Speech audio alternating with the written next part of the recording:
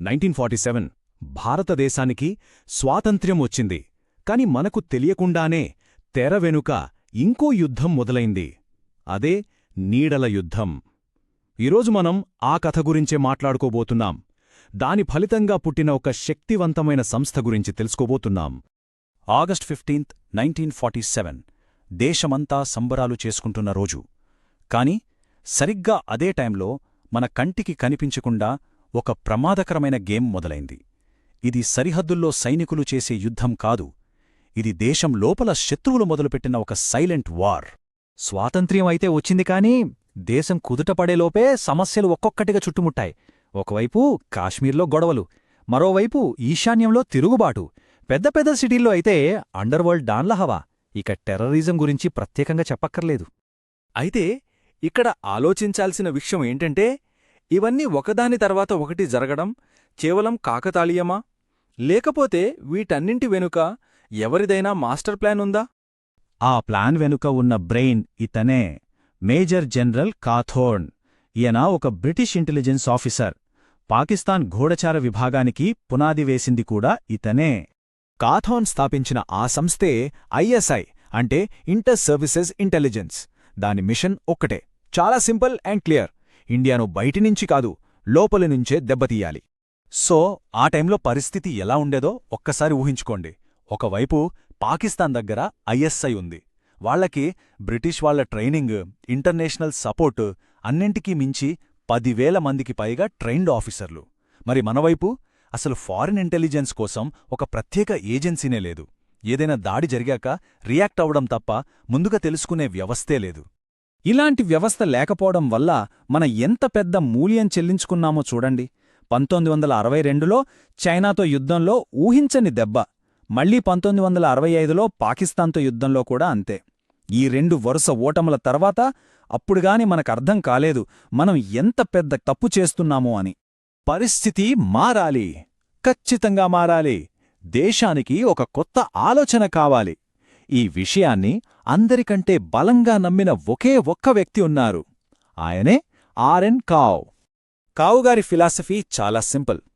Intelligence అంటే సరైన సమాచారం. అది లేకుండా దేశం సేఫ్గా ఉండలేదు. శత్రువు ఏం ఆలోచిస్తున్నాడో మనం ముందుగానే తెలుసుకోగలగాలి, అంతే. ఆ ఒక్క ఆలోచన, ఆ అవసరం నుంచే 1968లో పుట్టింది రీసెర్చ్ అండ్ అనాలిసిస్ వింగ్. షార్ట్గా చెప్పాలంటే రా, RAW. ఇది మన దేశ చరిత్రలో ఒక టర్నింగ్ పాయింట్. అయితే రా మొదలైంది మాత్రం చాలా మామూలుగా. వాళ్ల టీంలో స్టార్టింగ్లో ఉన్నది కేవలం 250 మంది ఆఫీసర్లు. అంతేనా? వాళ్లకిచ్చిన మొదటి బడ్జెట్ ఎంతో తెలుసా? Just 5 lakhs rupees. ఇక వాళ్ళ ఆఫీస్ గురించి వింటే ఇంకా ఆశ్చర్యపోతారు. అదొక పాత, పాడుబడిన థియేటర్. అవును, అలాంటి పరిస్థితుల్లో దేశపు భద్రతను మార్చేసే ఒక సంస్థ తన పని మొదలుపెట్టింది. వాళ్ల దగ్గర డబ్బు, వసతులు లేకపోవచ్చు, కాని వాళ్ల దగ్గర అంతకంటే పవర్ఫుల్ ఆయుధం ఉంది. అదే వాళ్ల ఫిలాసఫీ. జరిగాక రియాక్ట్ అవడం కాదు, జరగబోయేదే ముందే తెలుసుకోవడం. ఇది కంప్లీట్ గేమ్ చేంజర్ అన్నమాట. అలా కొత్తగా మొదలైన రాకి తమ సత్తా ఏంటో చూపెట్టే అవకాశం వెంటనే వచ్చింది. సరిగ్గా అదే టైంలో మన పక్కనే ఉన్న తూర్పు పాకిస్తాన్లో, అంటే ఇప్పటి బంగ్లాదేశ్లో ఒక పెద్ద గొడవ మొదలైంది. అక్కడి ప్రజలు పశ్చిమ పాకిస్తాన్ పాలనకు వ్యతిరేకంగా తిరగబడ్డారు. ఈ మొత్తం ఉద్యమానికి లీడర్గా నిలిచింది షేక్ ముజిబుర్ రెహమాన్. ఈ మొత్తం సీన్ రాకి ఒక గోల్డెన్ ఆపర్చునిటీలా మారింది. ఇప్పుడు అసలు ప్రశ్న, అప్పుడే పుట్టిన ఒక ఏజెన్సీ పట్టుమని 250 మందితో పాడుబడిన థియేటర్లో పనిచేస్తూ 10,000 మంది ఉన్న ఐఎస్ఐని ఢీకొని ఒక దేశాన్ని 2 ముక్కలు ఎలా చేయగలిగింది? ఆ నమ్మశక్యం కాని కథేంటో చూద్దాం. చరిత్రలో కొన్ని యుద్ధాలు ఆయుధాలతో కాదు, తెలివితో గెలుస్తారు. ఇది అలాంటి ఒక పెద్ద మైండ్ గేమ్. 1971లో రీసెర్చ్ అండ్ అనాలిసిస్ వింగ్, అంటే మన రా, పాకిస్తాన్తో ఎలాంటి చదరంగ వాడిందో ఇప్పుడు చూద్దాం. మనం పార్ట్ 1లో చూశాం కదా రా ఎలా పుట్టిందో. కాని ఒక సంస్థ పుట్టటం గొప్ప కాదు, అది నిలబడటంలోనే అసలు సత్తా తెలుస్తుంది. ఏర్పడిన కొన్నేళ్లకే రా తన మొదటి అతిపెద్ద అగ్నిపరీక్షను ఎదుర్కోవలసి వచ్చింది. అసలు సిసలైన పరీక్షే 1971 యుద్ధం. ఇది కేవలం సైనికులు, తుపాకులతో చేసుకున్న పోరాటం కాదు. తెర వెనుక నీడల్లో మెదళ్ల మధ్య జరిగిన ఒక భయంకరమైన చదరంగం. ఆ ఆట ఇప్పుడు మొదలవ్వబోతుంది. సరే, ఇక అసలు కథలోకి వెళ్ళిపోదాం. రా వేసిన ఎత్తుగడ ఎంత పవర్ఫుల్ అనేది తెలియాలంటే ముందు మనం 1971 నాటి పరిస్థితిని అర్థం చేసుకోవాలి. ఆ సమయంలో దక్షిణాసియా ఒక అగ్నిగుండంలా మండుతోంది. అప్పట్లో పాకిస్తాన్ అంటే అది ఒక దేశం కాదు, 2 వేర్వేరు ముక్కలు. మనకు పశ్చిమాన వెస్ట్ పాకిస్తాన్, తూర్పున ఈస్ట్ పాకిస్తాన్ అంటే ఇప్పటి బంగ్లాదేశ్. ఈ రెండింటి మధ్య పేరుకే బంధం, కాని భాష, సంస్కృతి, ప్రతి విషయంలో చాలా తేడాలు. వెస్ట్ పాకిస్తాన్ పాలకులు ఈస్ట్ పాకిస్తాన్ను ఒక బానిస ప్రాంతంగానే చూసేవారు. ఈ అసంతృప్తి అగ్నిలా రగులుతున్న టైంలో ఎలక్షన్స్ జరిగాయి. ఈస్ట్ పాకిస్తాన్ లీడర్ షేక్ ముజీబుర్ రెహమాన్ భారీ మెజారిటీతో గెలిచాడు. కాని వెస్ట్ పాకిస్తాన్ మిలిటరీ ప్రభుత్వం పవర్ ఇవ్వడానికి ఒప్పుకోలేదు. ఇంకేముంది, ఈస్ట్ పాకిస్తాన్ భగ్గుమంది. ఆ తిరుగుబాటును ఆపడానికి పాకిస్తాన్ సైన్యం అక్కడొక రకంగా నరమేధం సృష్టించింది. ఇక ఇండియా జోక్యం చేసుకోక తప్పలేదు. కాని అసలు సమస్య ఇక్కడే మొదలైంది. వెస్ట్ పాకిస్తాన్ నుంచి వాళ్ల సైనికులను, ఆయుధాలను ఈస్ట్ పాకిస్తాన్కు పంపాలంటే వాళ్ల ఎయిర్ఫోర్స్ విమానాలు ఇండియా గగనతలం మీదునుంచే వెళ్లాలి. వాళ్ల ఎయిర్ఫోర్స్ను ఆపకపోతే మనం ఏ సాయం చేసినా వేస్ట్. మరి వాళ్ళని ఆపడమెలా? వాళ్ల రెక్కలు విరగ్గొట్టడమెలా? అప్పుడే కథలోకి ఎంట్రీ ఇచ్చింది రా. ఒక మామూలు ఏజెన్సీలా కాకుండా శత్రు ఊహకందని ప్రపంచం మొత్తం షాకయ్యే ఒక మాస్టర్ స్ట్రోక్ వేసింది. దాని పేరే ఆపరేషన్ గంగా. టార్గెట్ ఒక్కటే, పాకిస్తాన్ ఎయిర్ ఫోర్స్ రెక్కలు విరిచేయడం. ఇది తుపాకులతో చేసే దాడి కాదు, మెదడుతో చేసే దాడి. ప్రతి పెద్ద నాటకానికి ఒక ముఖ్య పాత్రధారి ఉంటాడు కదా. ఈ ఆపరేషన్లో ఆ కీలక పాత్ర పోషించింది హషీం ఖురేషీ. ఈ మొత్తం ఆపరేషన్కి ఇతనే గుండెకాయ లాంటివాడు. ప్లాన్ ప్రకారం హషీం ఖురేషీ శ్రీనగర్ నుంచి ఒక ఇండియన్ ఎయిర్లైన్స్ ఫ్లైట్ను హైజాక్ చేసి లాహోర్కు తీసుకెళ్లాడు. వెంటనే ప్రపంచం మొత్తం ఈ హైజాక్ గురించే మాట్లాడటం మొదలుపెట్టింది. పాకిస్తాన్ వాళ్లు ఖురేషీకి హీరోలా స్వాగతం పలికారు. సరిగ్గా రా కోరుకున్నది ఇదే. ఈ సంఘటనను సాకుగా చూపి మా గగనతలం సేఫ్ కాదు, అందుకే పాకిస్తానీ విమానాలను మా గగనతలం మీదుగా అనుమతించలేమని ఇండియా ప్రకటించింది. చూశారా అసలు ప్లాన్? శత్రువుని వాడే ఆయుధంతోనే కొట్టాలి అంటారు కదా, అచ్చమలాగే పాకిస్తాన్ వాళ్లు సృష్టించిన హైజాక్ డ్రామానే ఆయుధంగా మార్చుకుని ఇంటర్నేషనల్ రూల్స్ ప్రకారమే వాళ్ల ఫ్లైట్స్ను ఇండియా బ్యాన్ చేసింది. పాకిస్తాన్ తన ఉచ్చులో తానే పడింది. ఈ ఒక్క దెబ్బతో యుద్ధం మొదలవ్వకుండానే పాకిస్తాన్ ఆటకట్టించింది రా. సింపుల్గా చెప్పాలంటే చెక్మేట్. దీని ఎఫెక్టు ఎంత దారుణంగా ఉందంటే ఒక్కసారి ఆలోచించండి. ఈ బ్యాన్కు ముందు పాకిస్తాన్ విమానాలు వెస్ట్ నుంచి ఈస్ట్కి నేరుగా ఇండియా మీదుగా వెళ్లేవి. కాని ఇప్పుడు శ్రీలంక చుట్టూ తిరిగి చాలా దూరం ప్రయాణించి వెళ్ళాలి. దీనివల్ల వాళ్ల టైము, ఫ్యూయలు, రిసోర్సెస్ అన్నీ వేస్ట్. ఈస్ట్ పాకిస్తాన్లో ఉన్న వాళ్ల ఆర్మీకి సప్లైజ్ మొత్తం కట్టయిపోయాయి. ఇక ఫైనల్ యాక్షన్కు టైమొచ్చింది.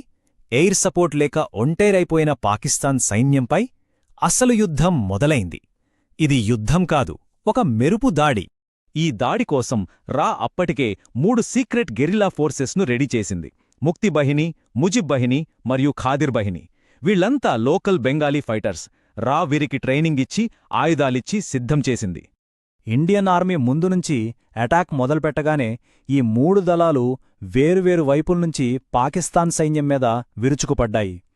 ఏ వైపునుంచి దాడులు జరుగుతున్నాయో అర్థంకాక, సప్లైస్ లేక పాకిస్తాన్ ఆర్మీ పూర్తిగా కుప్పగోలింది. నమ్మలేని విషయమేంటంటే ఈ మొత్తం యుద్ధం కేవలం జస్ట్ 14 రోజుల్లో ముగిసిపోయింది. ప్రపంచ యుద్ధ చరిత్రలోనే ఇదొక అద్భుతం. అంతకన్నా పెద్ద రికార్డ్. దాదాపు 1,00,000 మంది పాకిస్తాన్ సైనికులు లొంగిపోయారు. వరల్డ్ వార్ II తర్వాత ప్రపంచ చరిత్రలో ఇంత పెద్ద సరెండర్ ఎప్పుడూ జరగలేదు. బంగ్లాదేశ్ అనే ఒక కొత్త దేశం పుట్టింది. ఇండియా మొత్తం సంబరాలు చేసుకుంటోంది. పాకిస్తాన్ గూఢచార సంస్థ ISI ఇంకా షాక్లోనే ఉంది. కాని వాళ్లకు తెలీదు, ఈ ఓటమి ఒక కొత్త, ఇంకా ప్రమాదకరమైన ఆటకు నాంది పలుకుతుందని. అవును, ఒక గేమ్ ముగిసింది. కాని అసలు సిసలైన గూఢచార యుద్ధం ఇప్పుడే మొదలైంది. ఎందుకంటే ఈ ఆటలోకి ఒక కొత్త పవర్ఫుల్ ప్లేయర్ ఎంటర్ అయ్యాడు. ఆ కొత్త ప్లేయర్ అమెరికాకు చెందిన CIA. ఇండియా సాధించిన ఈ గెలుపు అమెరికాకు నచ్చలేదు. ఓడిపోయిన ఐఎస్ఐకి ఇప్పుడొక పెద్దన్న అండగా నిలిచాడు. ఆ పెద్దన్నే సిఐఏ. వాళ్ళు కలిసి రచించిన ఒక కొత్త కుట్ర. దాని పేరే రింగ్ ఆఫ్ ఫైర్, అంటే అగ్నివలయం. దీని లక్ష్యం ఇండియా చుట్టూ ఉన్న దేశాలన్నింటినీ మనకు శత్రువులుగా మార్చి మన చుట్టూ ఒక అగ్ని వలయాన్ని సృష్టించడం. ఒకవైపు సిఐఏ, మరోవైపు ఐఎస్ఐ. ఈ రెండు పవర్ఫుల్ ఏజెన్సీలు కలిసి పన్నిన వ్యూహం ఏంటి?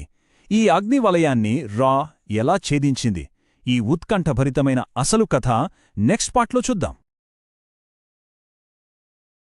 1971 ఆ చారిత్రాత్మక విజయం ప్రతి భారతీయుడి గుండె గర్వంతో ఉప్పొంగిన క్షణం మీలో చాలామందికి గుర్తుండే ఉంటుంది కదా. మన సైనికుల పరాక్రమం ముందు శత్రువు తలవంచిన ఆ రోజు. అప్పుడు యావత్ ప్రపంచం మనవైపు ఆశ్చర్యంగా ప్రశంసగా చూసింది. మనం సంబరాల్లో మునిగి తేలుతున్నాం.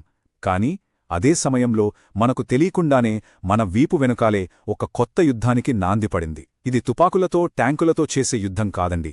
ఇది నీడల్లో నడిచే యుద్ధం, మెదళ్ళో జరిగే ఒక మారణ హోమం. మన దేశ అస్తిత్వాన్నే కూకటివేళ్లతో పెకిలించడానికి పనిన ఒక భయంకరమైన కుట్ర. అందుకే అంటారు, ఆ విజయం ఒక ముగింపు కాదు, అదొక ఆరంభం మాత్రమే అని. మనం మన జెండాను ఎగరేస్తూ జయజయ ధ్వానాలతో సంబరాలు చేసుకుంటున్నప్పుడు ఎక్కడో చీకటి గదుల్లో మన దేశ భవిష్యత్తును అంధకారంలోకి నెట్టడానికి ఒక భయంకరమైన ప్రణాళిక సిద్ధమవుతోంది. ఆ విజయం తెచ్చిన వెలుగు వెనకే ఒక ఊహించని చీకటి పొంచి ఉంది. ఎందుకంటే శత్రువుకు ఒకటి స్పష్టంగా అర్థమైపోయింది. యుద్ధభూమిలో మనల్ని ముఖాముఖీ ఢీకొని ఓడించడం తమతరం కాదని. అందుకే వాళ్ళొక దొంగదారిని ఎంచుకున్నారు.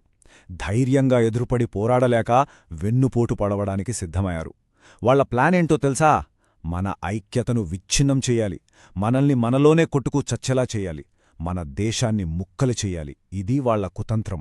అంతేకాదు, ఈ కుట్రలో వాళ్లు ఒంటరిగా లేరు. ఇక్కడే అసలు ట్విస్ట్ ఉంది. ప్రపంచంలోనే అత్యంత శక్తివంతమైన గూఢచర సంస్థ అమెరికాకు చెందిన సిఐఏ, దానితో పాటు అత్యంత క్రూరమైన గూఢచర సంస్థగా పేరున్న పాకిస్తాన్కు చెందిన ఐఎస్ఐ. ఆలోచించండి, ఈ రెండు రాకాసి శక్తులు చేతులు కలిపాయి. వాళ్ళిద్దరి ఉమ్మడి లక్ష్యం ఒకటే, ఎలాగైనా సరే భారతదేశాన్ని భూస్థాపితం చెయ్యాలి. ఇక వాళ్ల ఆపరేషన్కు పెట్టుకున్న పేరు వింటేనే వాళ్ల దుర్బుద్ధి ఏంటో అర్థమవుతుంది. రింగ్ ఆఫ్ ఫైర్ అంటే నిప్పుల వలయం.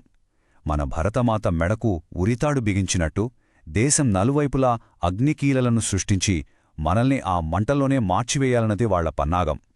ఊహించుకుంటేనే ఒళ్ళు గగురుపొడిచే వ్యూహం కదూ ఇది.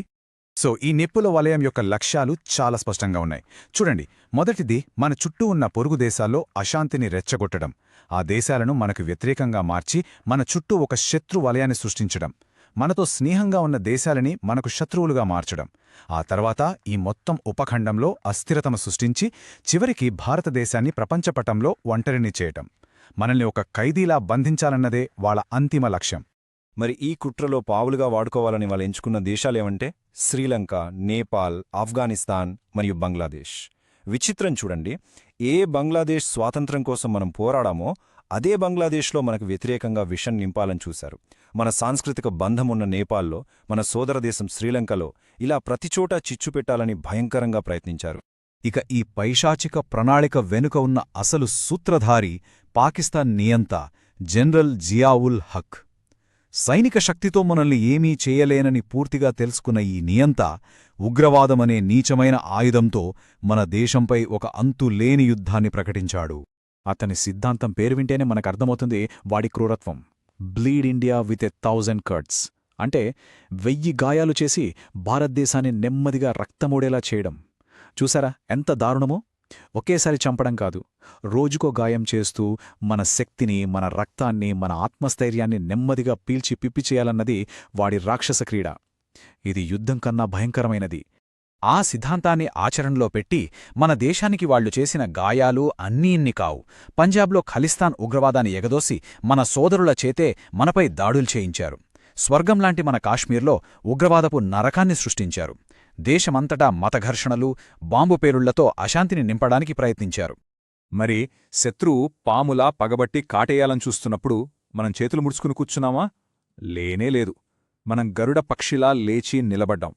మన దేశానికి రక్షణ కవచంలా ఉండే ఆ కనిపించని శక్తి పేరు రీసెర్చ్ అండ్ అనాలిసిస్ వింగ్. వీళ్లే మన అజ్ఞాత సైనికులు. శత్రు ఆట కట్టించడానికి ప్రతి వ్యూహంతో సిద్ధమయ్యారు. వాళ్ళెప్పుడు మన ముందుకొచ్చి మాట్లాడరు, కాని దేశం కోసం మౌనంగా ప్రాణాలర్పిస్తారు. ఇక్కడ చూడండి, ఎత్తుకు పై ఎత్తు అంటే ఇదే, వ్యూహానికి ప్రతివ్యూహం అంటే ఇదే. వాళ్లు మన చుట్టూ నిప్పున వలయం సృష్టించి మనని బంధించాలని చూస్తే మన రా ఏజెంట్లు ప్రేమతో స్నేహంతో ఒక స్నేహహారాన్ని నిర్మించారు. నిప్పును నిప్పుతోగాదు, స్నేహం అనే అమృతంతో ఆర్పాలన్నది మన సిద్ధాంతం. వాళ్లు విద్వేషాన్ని పంచి విడదీయాలని చూస్తే మనం స్నేహాన్ని పంచి ఐకమత్యంతో నిలబడ్డాం. ఈ స్నేహహారంలో భాగంగా మన రా హిందూ మహాసముద్రంలో మన పట్టును మరింత పటిష్టం చేసింది. శత్రువు మన సరిహద్దుల మీద దృష్టి పెడితే మనం సముద్ర మార్గాల ద్వారా వాళ్ళని కట్టడి చేశాం. మన చుట్టూ ఉన్న చిన్న చిన్న ద్వీపదేశాలతో బలమైన స్నేహ సంబంధాలను ఏర్పరచుకుని వారిని మన రక్షణ వలయంలోకి తీసుకువచ్చాం.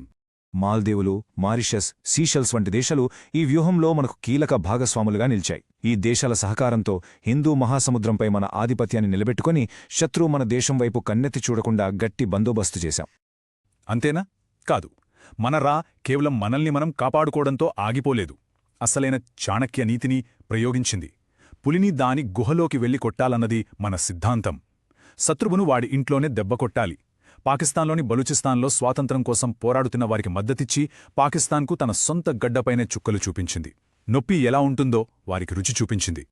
ఈ నీడల యుద్ధం, ఈ గూఢచారుల చదరంగం కొన్ని దశాబ్దాలుగా ఇలానే కొనసాగింది.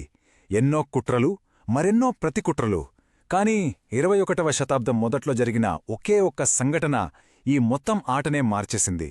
ప్రపంచ గూఢచార రంగంలో సమీకరణాలన్నీ ఒక్కసారిగా తారుమారయ్యాయి. చూశారా, 1971లో మన విజయంతో మొదలైన ఈ పోరాటం 80లో బ్లీడ్ ఇండియా వ్యూహంతో ఉగ్రరూపం దాల్చింది. 90లలో రా ప్రతిదాడులతో బలంగా నిలబడింది. కానీ సెప్టెంబర్ 11, 2001 అమెరికాపై జరిగిన ఆ భయంకరమైన ఉగ్రదాడి ఈ యుద్ధం యొక్క గతిని శాశ్వతంగా మార్చేసింది. ఆ దాడుల సూత్రధారి ఒసామా బిన్ లాడెన్ కోసం అమెరికా ప్రపంచమంతా పిచ్చిగా గాలిస్తుంటే మనం ఎన్నో ఏళ్లుగా చెప్తున్న నిజం అప్పుడు ప్రపంచానికి అర్థమైంది.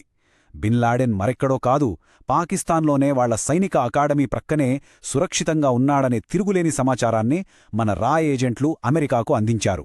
అప్పుడు తెలిసొచ్చింది అమెరికాకి తాము పాలు పోసి పెంచుతున్న పాము తమనే కాటేస్తుందని. ఏ ఐఎస్ఐతో కలిసి సిఐఏ మనపై కుట్రలు పన్నిందో అదే ఐఎస్ఐ తమ అతిపెద్ద శత్రువుకు ఆశ్రయమిస్తోందన్న నిజం సిఐఏకి కళ్ళు తెరిపించింది. దీంతో వారి మధ్య బంధం బద్దలైంది. పాకిస్తాన్ ఆడిన డబుల్ గేమ్ ప్రపంచం ముందు బట్టబయలైంది. దీని ఫలితం ఉగ్రవాదానికి ఊపిరిపోస్తున్న దేశంగా పాకిస్తాన్ అంతర్జాతీయ సమాజం ముందు దోషిగా నిలబడింది. Financial action task force FATF ఆ దేశాన్ని బ్లాక్ లిస్ట్లో పెట్టింది. దీంతో ఆర్థికంగా, రాజకీయంగా పాకిస్తాన్ పరువు మంటగలిసింది. ఇది మన రా సాధించిన అతిపెద్ద దౌత్య విజయం. కానీ ఒక్క విషయం గుర్తుంచుకోండి, ఈ గెలుపుతో యుద్ధం ముగిసిపోలేదు. దాని రూపం మాత్రమే మారింది. నేటి యుద్ధం సరిహద్దుల్లో జరగడం లేదు. అది మన చేతిలో ఉన్న ఫోన్లో, మన మెదళ్లలో జరుగుతోంది. Cyber war, data war, information war, తప్పుడు వార్తలతో మనల్ని విడదీయడం, మన ఆలోచనలను నియంత్రించడం, ఇవే నేటి కొత్త యుద్ధక్షేత్రాలు. ఈరోజు మనం మన ఇళ్లలో ఎంత ప్రశాంతంగా ఉన్నామంటే దానికి కారణం మనకు తెలియకుండా మన మధ్యే ఉంటూ తమ గుర్తింపును, తమ కుటుంబాన్ని, తమ జీవితాన్ని, చివరికి తమ ప్రాణాన్ని కూడా దేశం కోసం త్యాగం చేస్తున్న ఆ అజ్ఞాత సైనికులు. వాళ్ల పేర్లు చరిత్ర పుస్తకాల్లో ఉండవు, వాళ్ళకి పతకాలు రావు, కనీసం వాళ్ల త్యాగం మనలో చాలామందికి తెలియదు కూడా. కాని ఒక్కటి మాత్రం గుర్తుంచుకోండి, మన దేశాన్ని కాపాడేవాళ్లు మన కంటికి కనిపించరు, కాని వాళ్లు ఉన్నారు. ప్రతి క్షణం మనల్ని కాపాడుతూనే ఉన్నారు. ఈ కంటికి కనిపించని యుద్ధకథలో మిమ్మల్ని అత్యంతంగా కదిలించిన, ఆశ్చర్యపరిచిన విషయమేదే. మీ అభిప్రాయాలను కింద కామెంట్స్లో తప్పకుండా మాతో పంచుకోండి. ఈ విశ్లేషణ మీలో స్ఫూర్తిని నింపిందని నమ్ముతున్నాం. దయచేసి లైక్ చేయండి, సబ్స్క్రైబ్ చేసుకోండి. ఈ తెలియని వీరుల గాథను ప్రతి భారతీయుడికి చేరేలా షేర్ చేయండి. జై హింద్.